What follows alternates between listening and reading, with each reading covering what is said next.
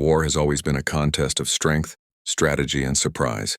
But sometimes the most terrifying weapons are not the biggest battleships or the loudest bombers. Sometimes fear comes from something small, fast, and unexpected. In the dark waters of the Pacific during World War II, Japanese sailors began reporting a nightmare they could barely understand. Tiny boats barely visible above the waves suddenly appeared out of nowhere. They moved faster than expected. They struck harder than seemed possible.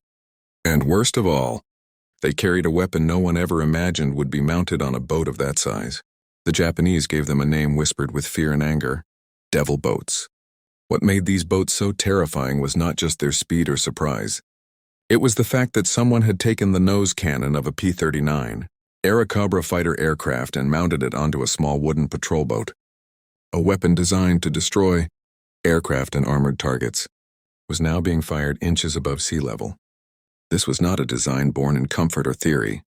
This was desperation turned into innovation, and it changed the nature of coastal warfare forever. By 1942, the Pacific War had become a brutal chess match spread across thousands of islands. The Japanese Empire controlled vast stretches of territory, using island bases, shallow harbors, and narrow coastal routes to move troops and supplies. Large Allied warships were powerful, but they were also vulnerable.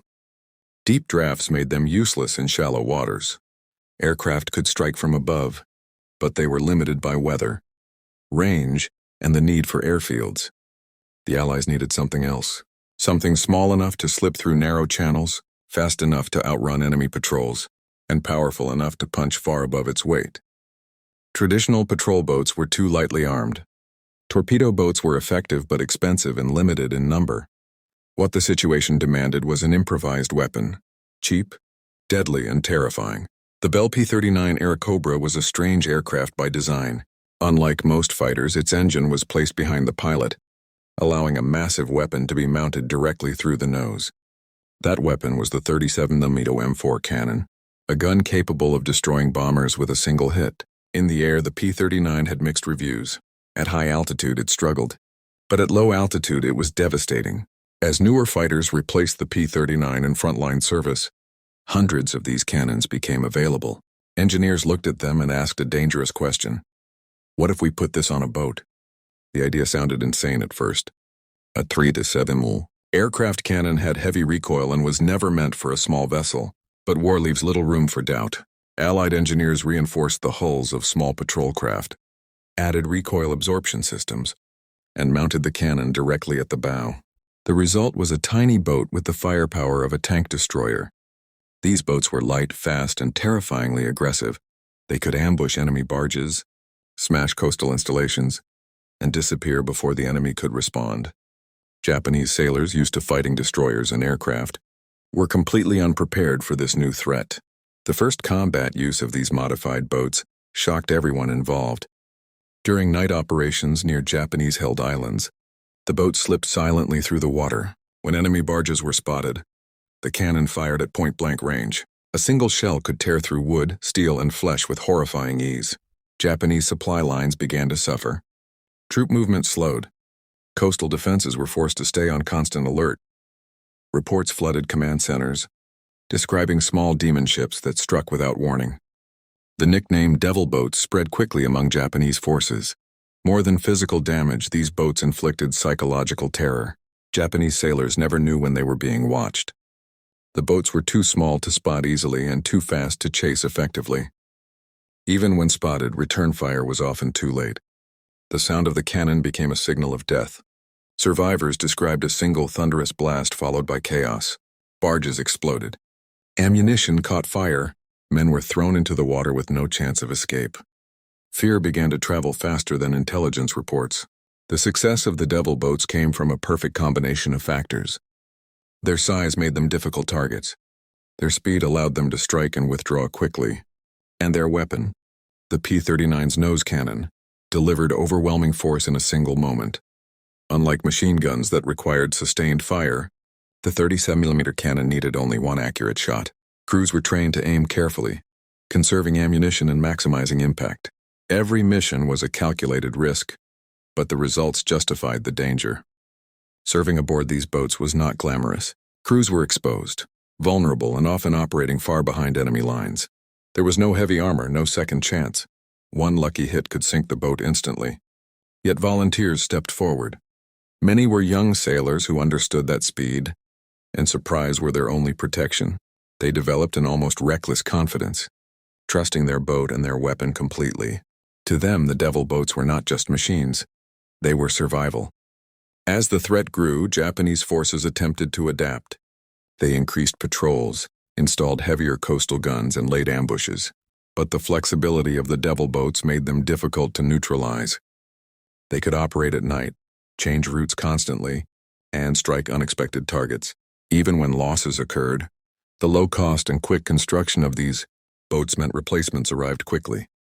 The psychological damage could not be repaired as easily. The Devilboats were never meant to be permanent. They were a solution born of necessity, not perfection. But they proved an important lesson in modern warfare. Innovation often comes from desperation, and the most effective weapons are not always the most advanced. By the later stages of the war, improved aircraft and larger patrol vessels took over many of their roles. But the impact of these tiny boats lingered long after their missions ended. Today, few people remember these strange hybrid weapons. They do not appear often in textbooks or documentaries. But their story represents the raw creativity of wartime engineering.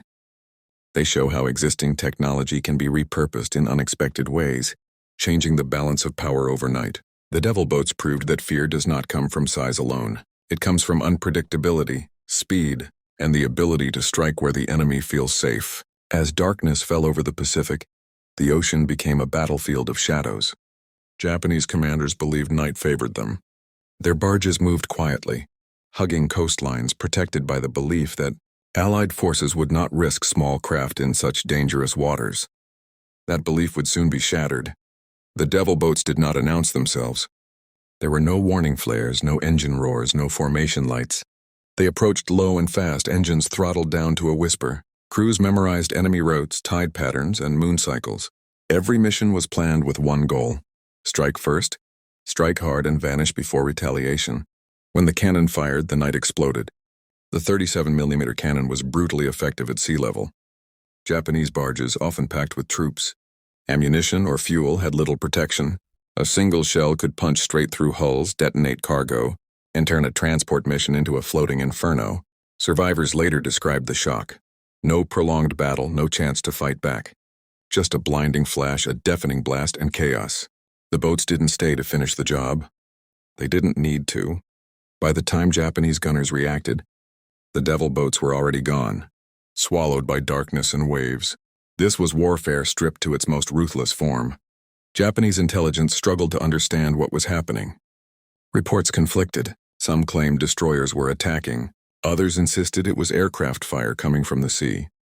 The idea that a tiny patrol boat carried an airplane cannon seemed impossible. Commanders demanded answers. Patrols were doubled. Searchlights swept the water.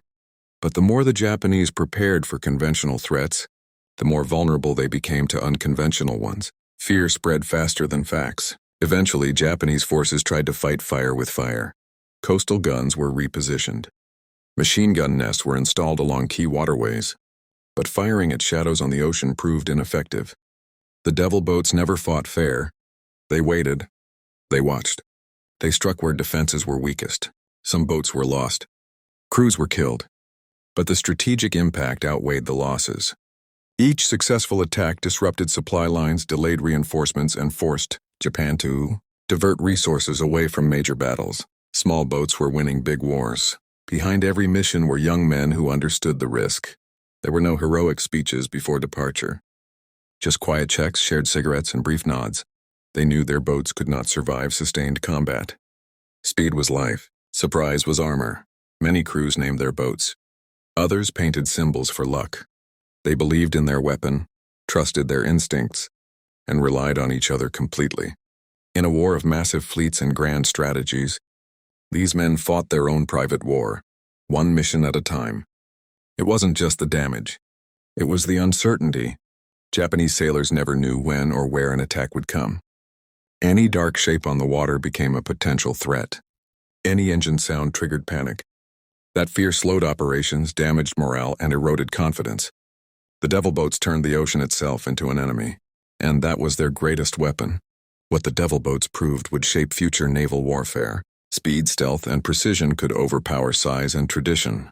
The idea of mounting oversized weapons on small platforms would later appear in missile boats, fast attack craft, and modern coastal combat ships.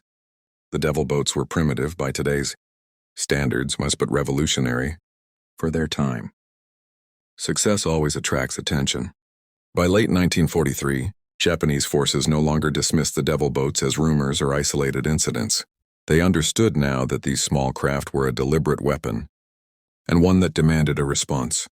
The ocean, once a hiding place, was becoming increasingly dangerous for both sides. Japanese commanders adapted quickly. Patrol routes changed. Escort vessels were assigned to supply barges. Mines were laid in narrow channels. And most dangerously, ambush tactics were developed specifically to hunt small boats. The Devilboats were no longer predators alone. They were being hunted. As defenses tightened, missions grew riskier. Crews were ordered to strike deeper into enemy-held waters, often with limited intelligence. Moonless nights became both a blessing and a curse, perfect for concealment, but deadly if something went wrong. Engines failed. Boats struck hidden reefs. Some never returned. There were no rescue missions for boats lost behind enemy lines. The sea kept its silence. Yet the attacks continued, because every successful mission still mattered. Every destroyed barge meant fewer bullets, fewer supplies, fewer reinforcements reaching the front. They were never meant to be remembered. No monuments were built for them. No victory speeches mentioned their names. Small boats, oversized guns, men sent into darkness with no guarantee of return, and yet for a brief moment in history an empire feared them more than battleships. The Devilboats didn't win the war, but they changed it. They proved that power isn't always about size. Sometimes it's about surprise, sometimes it's about courage, and